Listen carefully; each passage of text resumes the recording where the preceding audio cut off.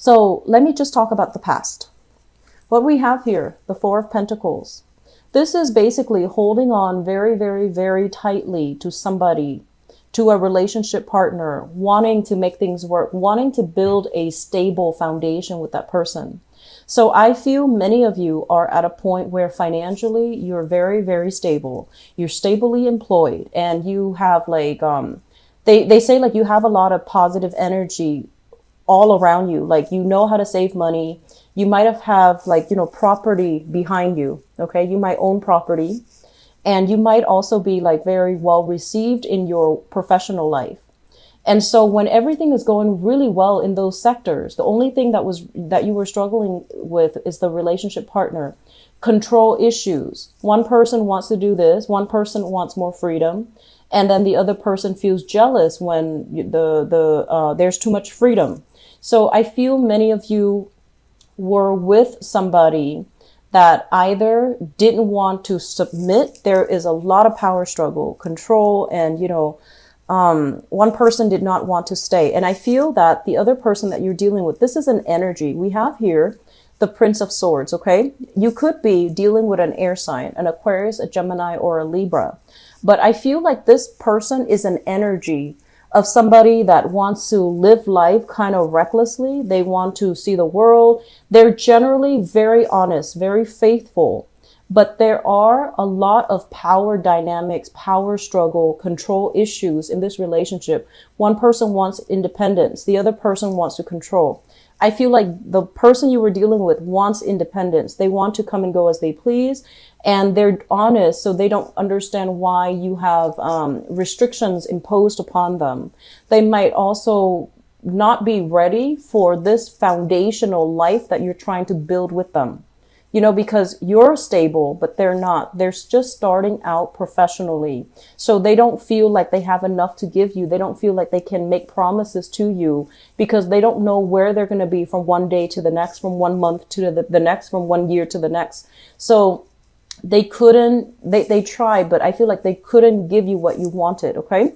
So this is moving away into the past. And I feel like you had a lot of trouble letting go of this person. And I also feel like you had a lot of trouble seeing things from their point of view. It has nothing to do with how much they love you or whether or not they even love you. That's not even a question, because I feel like they care. But I feel like you wanted love to be expressed and felt in a very specific and a very particular way. So whatever they're coming in with, you won't accept it because it doesn't match up with your ideals, your concept of what love means. So for example, love to you means commitment, putting a ring on your finger, telling you we're going to move in together, we're going to buy a house together, we're going to have children together. Whereas this person is just like, love means action. Love means taking you on trips, going to see the world. But I feel like you wanted a little bit more. You wanted something a little bit more concrete, whereas they wanted to share experiences with you. So this is basically wanting the other person to submit to our ideas of what love means. When they are their own person, they're going to express love in a different way. So there has been a lot of power struggles in your relationships. Moving forward into the present situation, we have here the 10 of Cups and the 10 of Pentacles. So this is basically two people coming together, matching each other, and seeing things finally for the first time. Seeing things kind of like in the same manner, seeing things from the same point of view, agreeing to let go of their differences and working to build a future together. So the 10 of Cups, this is what I call the apex of emotional happiness. It can't get any better than this. This is like discussions about family planning. When do we get married? When do we get engaged? How many children do we want to have? Where do we want to settle? Is your mom moving in with us, or are your parents moving in with us? So this deals greatly with these deep-rooted, important conversations that you're going to have with a relationship partner for this month. And I'm also sensing the 10 of Pentacles. Excuse me, the motorcycle in the outside. Sorry about that. The 10 of Pentacles basically means generational wealth, people combining their income together, shared bank account. So I feel like you are taking a relationship to a very definite level where you trust one another, you care about one another, feelings are mutually felt and expressed, you know, like in a really nurturing way. So not only do you like the other person, but I feel like you trust them. And you're at a point right now where you are able to join your finances, where you're able to combine wealth and assets together to build a family, to start a family. I'm seeing a lot of family planning with both of these spreads. With both of these cards. So it's like, you know, how many children are we going to have? Where are we going to live? And how are we going to fund our retirement? So I feel like you're having a lot of important discussions with your relationship partner about, you know, long-term planning. Okay. These are really beautiful cards, and I'm really happy to see these for you, Aries. In the foundation, let me talk about this. We have here the King of Cups, and some of you could be dealing with this person. This is a water sign, Pisces, Cancer, Scorpio. And we have here as well the Three of Wands. So if you are dealing with this person, this is a water sign, sun, moon, or rising. The Three of Wands basically means waiting for them to get their act together, waiting for them to get their life under control, waiting for them to, you know, kind of like extract themselves from a situation where they have been very emotionally rooted.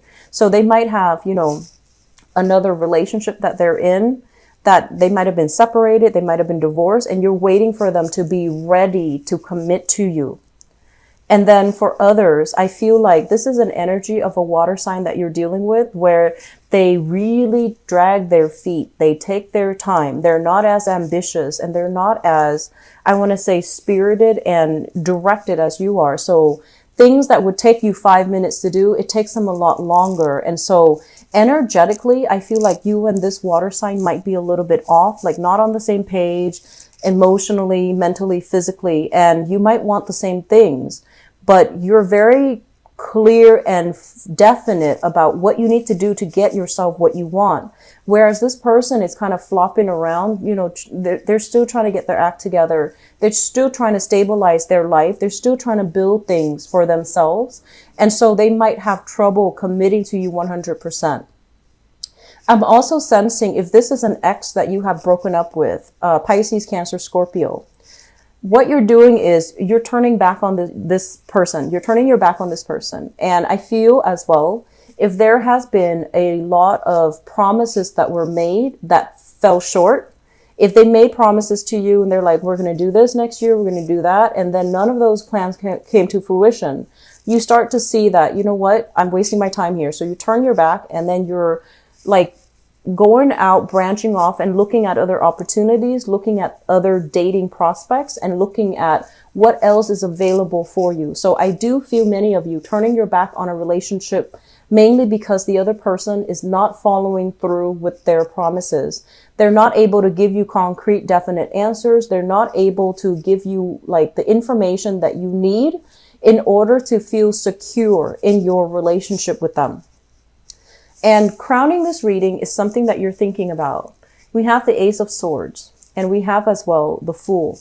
The Ace of Swords is basically important breakthrough communication that will really allow you to see where you stand with another person. It will allow you to see as well decisions that are made with another person, and we have the Fool.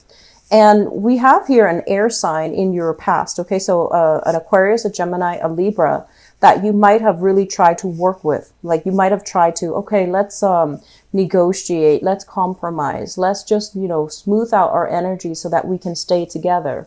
I feel that there is going to be breakthrough communication here with an air sign that will allow you to see things from a different perspective, that will allow you to kind of like blend your energy together so that you're not leaving them with the Fool. You're not starting over. You're just rearranging, fixing a few things so that the relationship becomes a lot more stable, a lot more clear, and a lot more definite. So if you are dealing with an air sign and there has been stop, go, and power struggles, you want one thing, they want another, I feel like there's going to be a compromise here that will allow the two of you to come back together and to fix issues that might have crept into the relationship. Coming forward into the future position, we have the Sun as well as the Seven of Wands.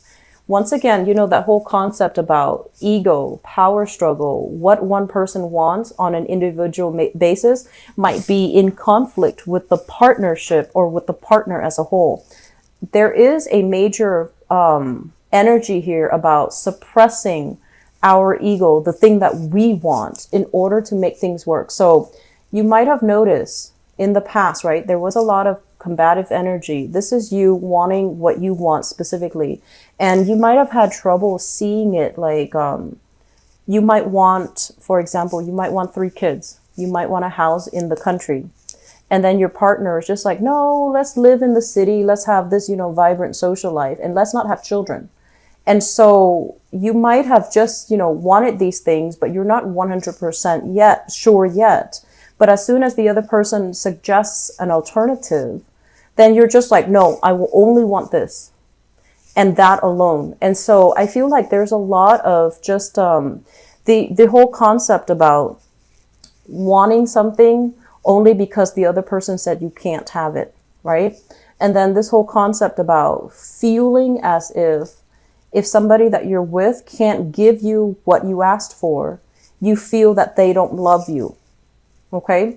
There are always physical constraints placed on a person.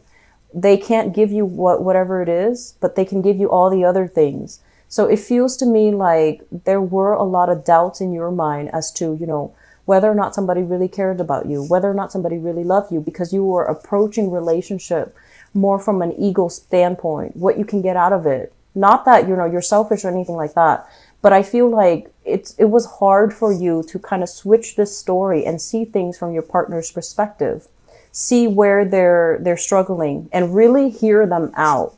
And this is the month where I feel like you're going to be able to break through all of those communication barriers. You're going to be able to blast through them.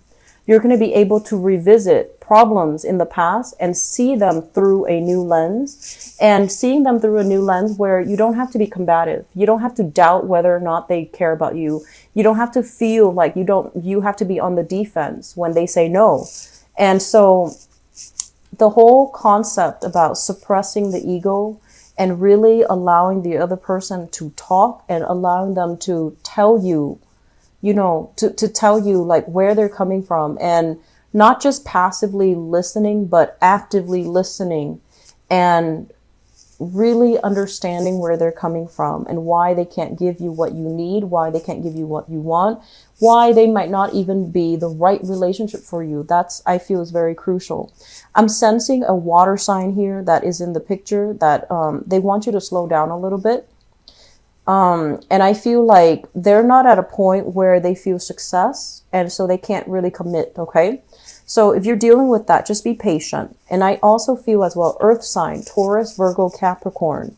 If this is an ongoing relationship where there is a lot of power struggle, control issues, you want to let that go. You want to release the energy.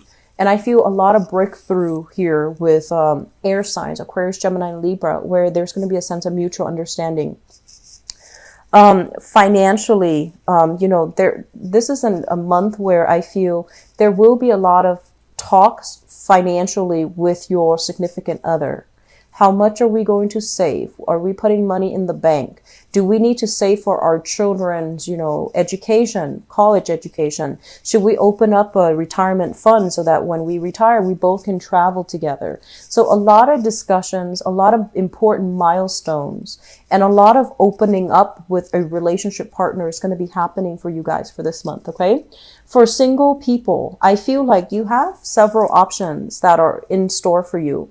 These are good options, okay? They come from far away, like it could be figuratively or physically. They're coming from far away to come see you. You have several options on the horizon, and you definitely need to, you know, let the past go, turn your back on it, and just go with the new opportunities, because they are coming, and they are coming very, very fast.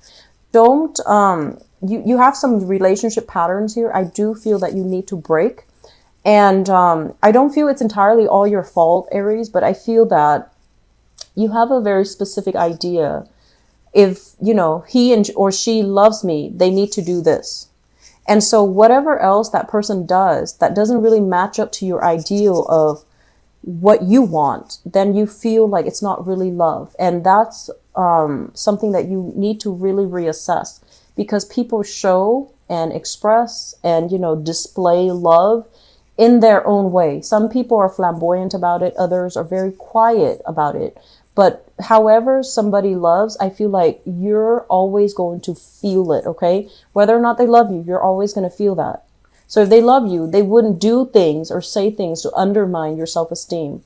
They wouldn't do things or say things to like hold grudges against you and, withhold affection, right? So if you have been in those relationship cycles, you need to call it what it is. If they're withholding affection, that's manipulation. If they're like doing things that make you chip away your self-esteem, like that make you doubt your worthiness, that's not really love, okay? Seeing it and calling it out for what it is, that's really crucial. But then you also have to understand the fine line between people show love in different ways. So learn to bend a little bit to the relationship partner. I feel like that's going to help you harmonize your relationships, okay? So I'm going to leave it at that. I do wish you all the best. You have some really very good cards, okay, for partner people. And for people who are dating as well, there's a lot of positive energy here where they say like the wait is over. You're going to find somebody that will give you emotionally what you want, and they're going to be on the same page as you in terms of, wanting commitment, wanting a long-term relationship, wanting to build a future together.